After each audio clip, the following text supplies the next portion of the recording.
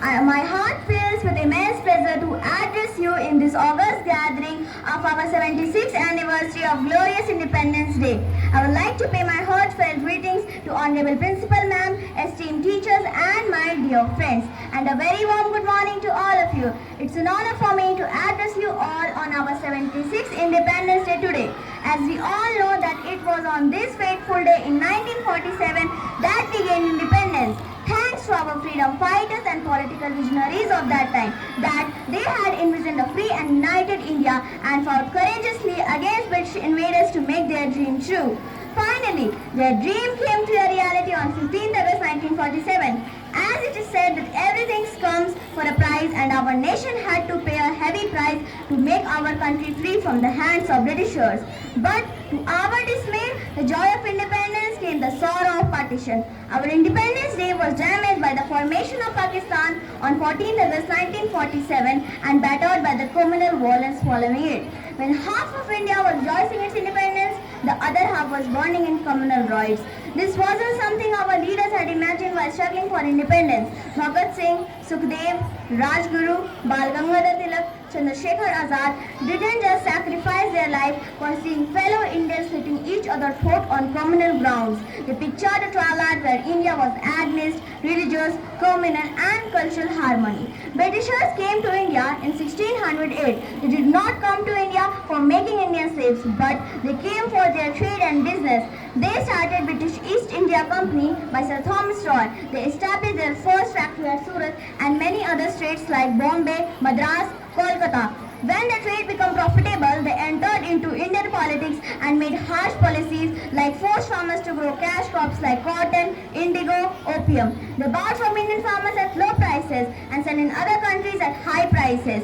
On the other hand, they imposed heavy taxes on Indians, which resulted complete impoverishment on Indian farmers.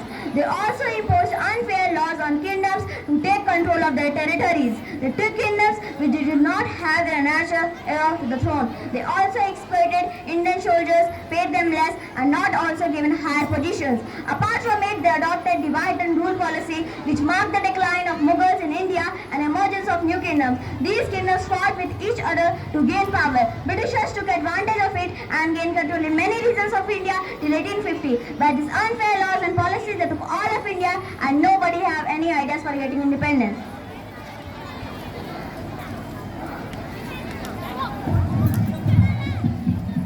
I am Muhammad Ayan Kamal of class 6A. It is impossible to change history, but we can always change future to make a new history. Independence Day is one of the most significant in history of India, and we must also remember those who had sacrificed in their life to make us live in this day. And we must not forget any kind of demographic division on the basis of caste, creed, religion will only hamper our progress. But this was the dark side of independence. Let's come to the present, where we are celebrating Azadi Ka Amrit Mahotsav, which has led India to a developed country from a developing country. Now, we will see some of the most significant development of India as after independence. India showed the world that it could be a superpower by developing Asia's first nuclear reactor. The Apsara nuclear reactor was developed in 1956. In one of the most powerful chokers of the world, Chandrayaan-1 was launched in 2008 to the moon. WHO, World Health Organization, in March 2014 declared India as polio-free nation in Asia. In corona times, when countries over the world facing difficult time, India emerged as brighter stroke and discovered Covishield vaccine. After discovery, there was a great challenge to fulfill the demand of world population. India showed its strength and took the world out of pandemic.